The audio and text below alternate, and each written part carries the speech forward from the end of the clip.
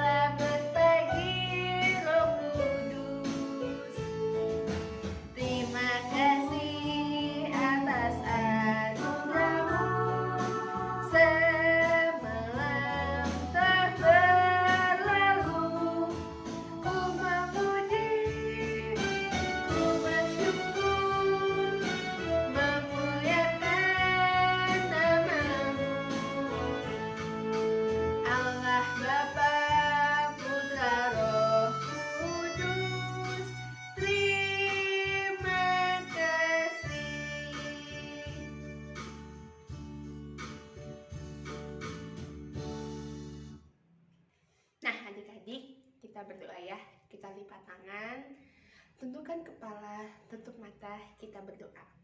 Tuhan Yesus, sekarang kami ingin memuji nama Tuhan bersama-sama.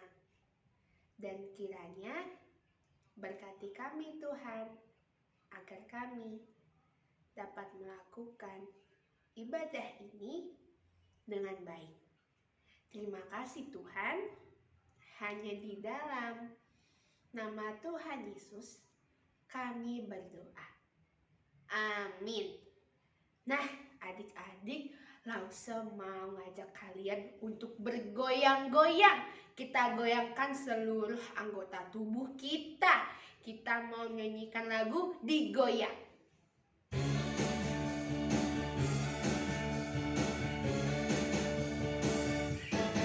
Tanganku ke depan, tanganku ke belakang, tanganku ke depan, dan digoyang-goyang sambil bertepuk tangan, puji Tuhan bersama-sama. Badanku ke depan, badanku ke belakang, badanku ke depan, dan digoyang-goyang sambil bertepuk tangan, puji Tuhan bersama-sama. Loncat ya sekarang. Kita loncat ke kiri, kita loncat ke kanan, kita loncat ke kiri, dan digoyang-goyang sambil bertepuk tangan, puji Tuhan bersama-sama.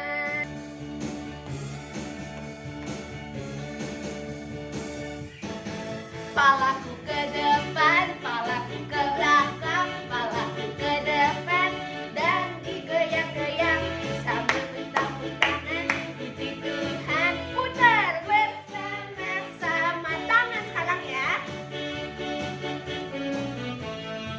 Tanganku ke depan, tanganku ke belakang, tanganku ke depan, dan digoyang-goyang sambil bertepuk tangan, puji Tuhan bersama-sama.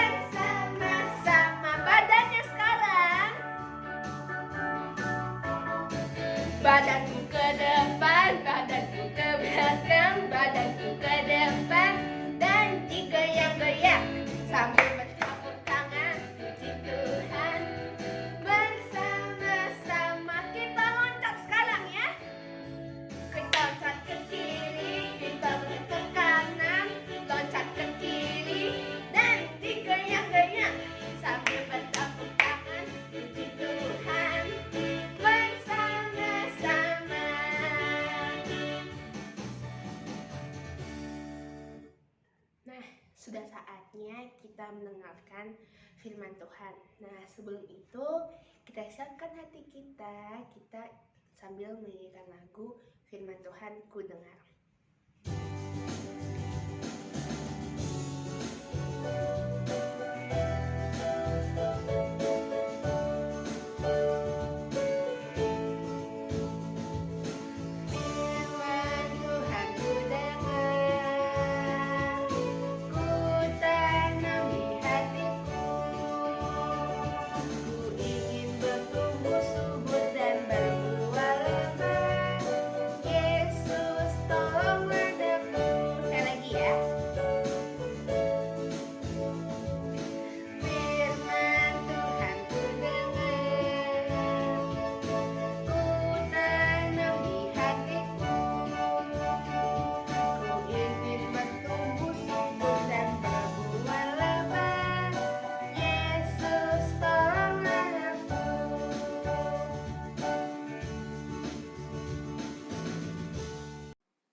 Selamat pagi adik-adik.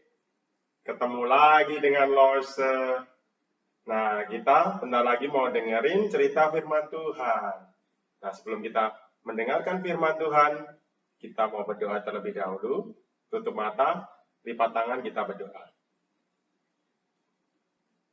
Tuhan, kami mengucap syukur kalau pagi hari ini kami boleh kembali berkumpul bersama-sama untuk mendengarkan cerita firman-Mu.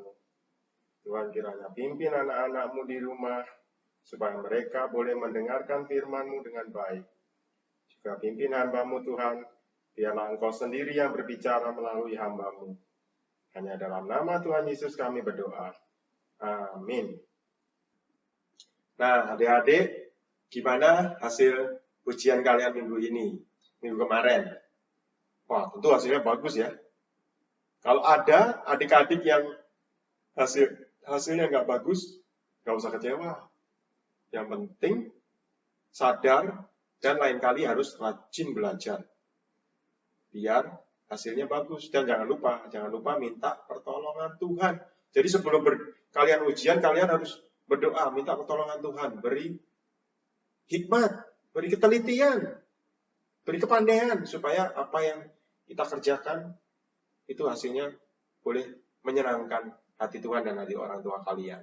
Nah, siapa yang masih ingat cerita minggu lalu? Iya, benar. Cerita minggu lalu itu mengenai Yusuf dan Maria. Akhirnya Yusuf menikah dengan Maria. Nah, Lose minggu ini mau melanjutkan cerita minggu lalu. Lose mau cerita mengenai kelahiran Tuhan Yesus. Nah, ayat Alkitabnya diambil dari Lukas 2 ayat 1 sampai 20.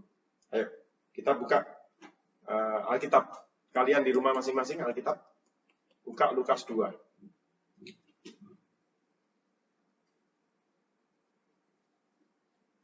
Lose mau bacain ya. Kalian simak di rumah di Alkitab kalian masing-masing. Lukas 2, kelahiran Yesus. Pada waktu itu, Kaisar Agustus mengeluarkan suatu perintah, menyuruh mendaftarkan semua orang di seluruh dunia. Nah, pada waktu itu, bangsa Yahudi itu dijajah oleh bangsa Romawi. Jadi pada waktu itu Raja Romawinya itu namanya Kaisar Agustus. Nah, dia itu mau mengadakan sensus. Kalian tahu nggak sih sensus itu apa? Sensus itu jadi pemerintah Romawi dia mau menghitung jumlah penduduknya Yahudi ini berapa sih? Di kota Galilea jumlahnya berapa? Oh, di kota Galilea ada 10.000. Di kota Bethlehem ada berapa? Di kota Nazaret ada berapa dan sebagainya. Nah, dia mau menghitung. Makanya itu dia mengadakan sensus. Kemudian ayat yang kedua. Inilah pendaftaran yang pertama kali diadakan sewaktu Quirinius menjadi wali negeri di Syria. Maka pergilah semua orang mendaftarkan diri, masing-masing di kotanya sendiri. Demikian juga Yusuf pergi dari kota Nazaret di Galilea ke Yudea, ke kota Daud yang bernama Bethlehem, karena ia berasal dari keluarga dan keturunan Daud, supaya didaftarkan bersama-sama dengan Maria, tunangannya yang sedang mengandung. Nah, ternyata si Yusuf itu pada waktu itu tinggalnya di Nazaret. Dia kerjanya kan sebagai tukang kayu. Nah, dia kerja di Nazaret. Nah, karena disuruh sensus, dia harus kembali ke kota asalnya, yaitu kota kelahirannya itu di Bethlehem. Nah, pada waktu itu kan belum ada mobil ya. Belum ada Grab, belum ada taksi, belum ada pesawat, belum ada sepeda motor. Apalagi ya adik-adik ya, transportasi modern yang sekarang ada ya. Apa? Kapal. Oh enggak, kalau kapal nggak bisa. Kapal kan di laut. Kalau kapal nggak bisa. Yang di darat atau transportasi darat apa ya? Sepeda, iya sepeda ya, benar-benar sepeda. Sepeda sehat ya, sekarang suka sepeda. Tapi pada waktu itu nggak ada semua, jadi mereka kalau berpergian ke luar kota, ke kota lain itu menggunakan ini, menggunakan kaki. Kalau nggak kaki, yang lebih kaya mungkin punya duit itu bisa naik kuda, bisa naik onta, atau naik keledai. Nah mungkin Yusuf pada waktu itu punya keledai ya mungkin. Lah baca ayat selanjutnya.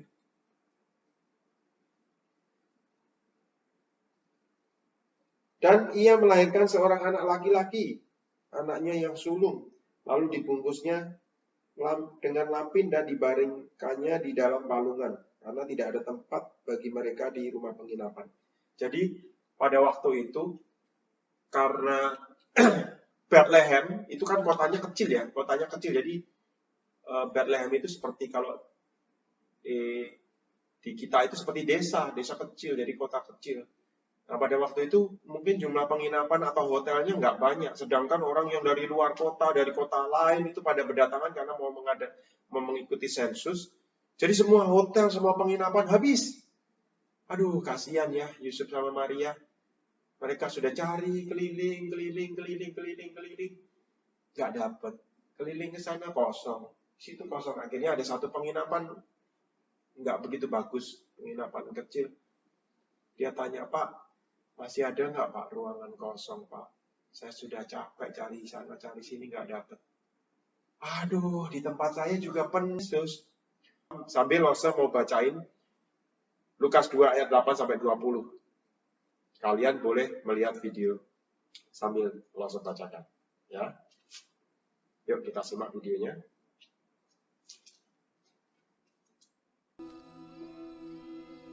Di daerah itu ada gembala yang tinggal di padang, menjaga kawanan ternak mereka pada waktu malam. Tiba-tiba, berdirilah seorang malaikat Tuhan di dekat mereka, dan kemuliaan Tuhan bersinar meliputi mereka, dan mereka sangat ketakutan. Lalu kata malaikat itu kepada mereka, "Jangan takut, sebab sesungguhnya aku memberitakan kepadamu kesukaan besar untuk seluruh bangsa. Hari ini telah lahir bagimu juru selamat, yaitu Kristus Tuhan di kota Daud. Dan inilah tandanya bagimu. Kamu akan menjumpai seorang bayi dibungkus dengan lampin dan terbaring di dalam palungan." Dan tiba-tiba, tampaklah bersama-sama dengan malaikat itu sejumlah besar bala tentara surga yang memuji Allah. Katanya, "Kemuliaan bagi Allah di tempat yang maha tinggi, dan damai sejahtera di bumi di antara manusia yang berkenan kepadanya." Setelah malaikat-malaikat itu meninggalkan mereka dan kembali ke surga, gembala-gembala itu berkata seorang kepada yang lain, "Marilah kita pergi ke Bethlehem untuk melihat apa yang terjadi di sana, seperti yang diberitahukan Tuhan kepada kita." Lalu mereka cepat-cepat berangkat dan menjumpai Maria dan Yusuf dan bayi itu yang sedang terbaring di dalam palungan. Dan ketika mereka melihatnya, mereka memberitahukan apa yang telah dikatakan kepada mereka tentang anak itu. Dan semua orang yang mendengarnya heran tentang apa yang dikatakan gembala-gembala itu kepada mereka. Tetapi Maria menyimpan segala perkara itu di dalam hatinya dan merenungkannya. Maka kembalilah gembala-gembala itu sambil memuji dan memuliakan Allah karena segala sesuatu yang mereka dengar dan mereka lihat, semuanya sesuai dengan apa yang telah dikatakan kepada mereka. Nah, adik-adik gimana cerita tadi? Malaikatnya menampakkan diri kepada para gembala. Para gembalanya gimana? Wah, bersuka cita. Para gembala bersuka cita karena telah lahir juru selamat di kota Daud, di kota Bethlehem seperti yang dinubuatkan oleh nabi-nabi di Perjanjian Lama. Nah, kira-kira Tuhan Yesus tadi lahir itu cuma untuk para gembala atau orang-orang di zamannya Tuhan Yesus saja atau lahir juga buat kita ya? Iya, benar. Tuhan Yesus ternyata juga lahir itu bukan cuma untuk para gembala, tapi juga buat kita semua manusia berdosa. Kenapa Tuhan harus datang ke dalam dunia? Dia bisa saja enak-enak di surga, nggak usah datang ke dunia. Biarin aja manusia berdosa. Biarin aja manusia dosa dan masuk neraka. Tapi Tuhan tidak seperti itu. Tuhan kita adalah Tuhan yang penuh kasih. Bahkan Dia mau datang ke dunia, menjadi manusia, bahkan rela mati di kayu salib untuk menebus dosa kita. Nah, kita yang menjadi anak-anak Tuhan, yang mau percaya kepada Tuhan, sudah menerima anugerah dari Tuhan yang telah mati di kayu salib. Sudah selayaknya kita bersyukur, sudah selayaknya kita melakukan apa yang menjadi kehendak Tuhan, apa yang menjadi rencana Tuhan dalam kehidupan kita. Nah, adik-adik, kalau ada dari kalian yang masih takut hari ini, atau sedang sedih, atau sedang marah sama mami papi, atau papa mama, nah coba kalian ingat, Tuhan Yesus sudah lahir loh, untuk kalian semua. Coba kalian dalam hati coba Tuhan, Engkau sudah lahir bagi aku, sudah menebus dosaku. Harusnya aku nggak sedih, harusnya aku penuh sukacita, harusnya aku nggak marah-marah sama mama papa, harusnya aku nggak kesepian, harusnya aku selalu berbuat baik, harusnya aku nggak mencontek waktu ujian kemarin, harusnya aku rajin belajar sehingga mendapatkan nilai yang bagus. Nah, semua yang baik-baik yang menjadi teladan Tuhan boleh kita lakukan mulai hari ini, mulai saat ini, sampai Tuhan Yesus datang kembali untuk yang kedua kali. Nah, kita minggu ini mau membaca ayat Lukas 2 ayat 11 sebagai ayat hafalan kita. Ayo kita buka Lukas 2 ayat 11. Nah, kita membaca bersama-sama. Lukas 2 ayat 11.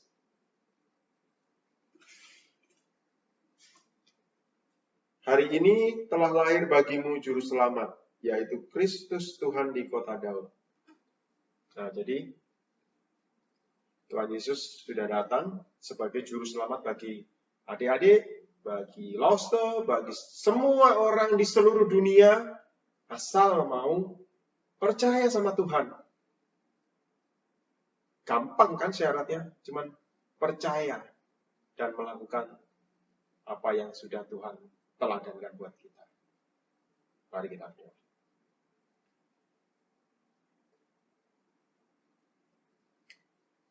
Tuhan, kami sungguh bersyukur Engkau mau turun ke dalam dunia, mau lahir bagi kami semua. Biarlah Tuhan, kami boleh mensyukuri anugerah yang sudah kami terima ini dengan melakukan apa yang menjadi teladan-Mu. Biarlah apa yang kami lakukan dalam setiap kehidupan kami boleh menjadi garam dan terang bagi sekeliling kami. Kiranya Roh Kudus pimpin, sertai setiap anak-anak-Mu yang ada di rumah, dalam setiap segi kehidupan mereka. Biarlah apa yang boleh mereka lakukan, semua boleh sesuai dengan kehendak Tuhan. Terima kasih Tuhan, kami mau serahkan anak-anak-Mu ke dalam tangan Tuhan. Hanya di dalam nama Tuhan Yesus kami berdoa. Amin. Dan adik-adik, sampai di sini cerita firman Tuhan minggu ini.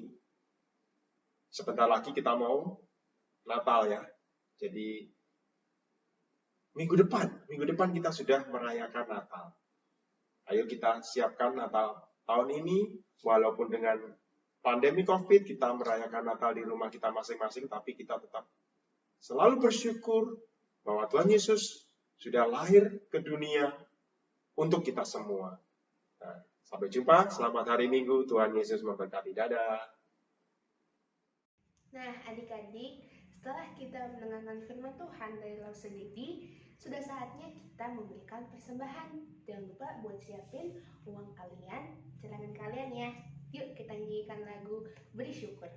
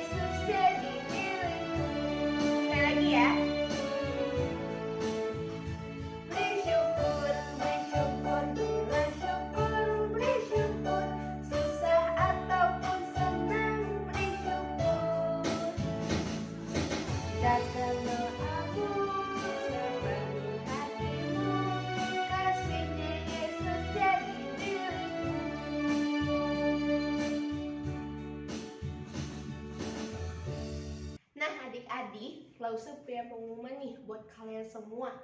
Jadi nanti tanggal 25 Desember, Sekolah Minggu GKI Cibubur akan mengadakan ibadah Natal.